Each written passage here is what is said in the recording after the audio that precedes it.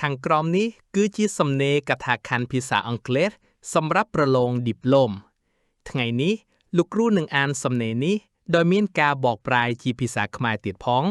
ដូច្នេះសូមបងប្អូនស្ដាប់ដោយយកចិត្តទុកដាក់ហើយសូមពិនិត្យមើលវិធីដែលគេសរសេរសំណេរផងដែរសូមបញ្ជាក់ថាសំណេរនេះសរសេរជាបែបសំណេរកថាខណ្ឌឬហៅថា paragraph writing ដែលជាសំណេរច្រើនតែត្រូវប្រើជាពិសេសសម្រាប់ប្រឡងឌីប្លូមនៅកម្ពុជា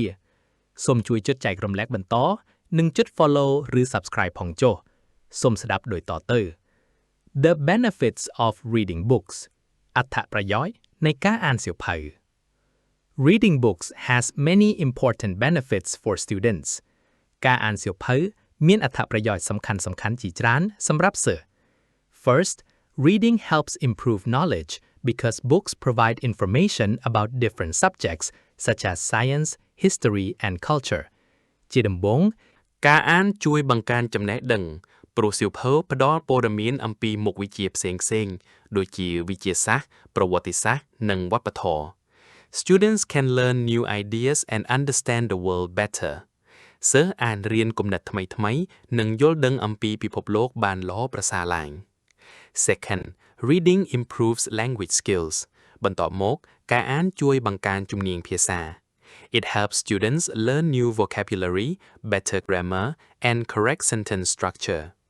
វាជួយឲ្យសិស្សរៀនពាក្យថ្មីៗវេយ្យាករណ៍ល្អប្រសើរនិងរចនាសម្ព័ន្ធប្រយោគត្រឹមត្រូវ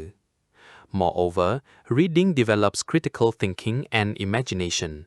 លើពីនេះការអានអភិវឌ្ឍការគិតវិភាគនិងការស្រមៃស្រមៃ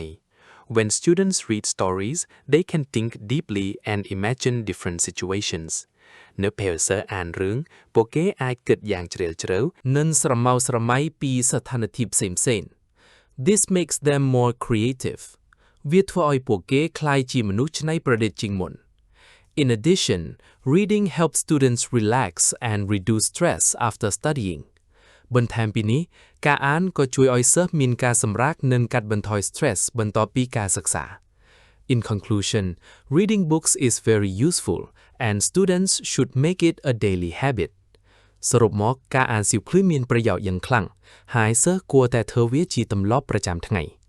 សូមអរគុណនិងសូមអរគុណសម្រាប់ការទស្សនា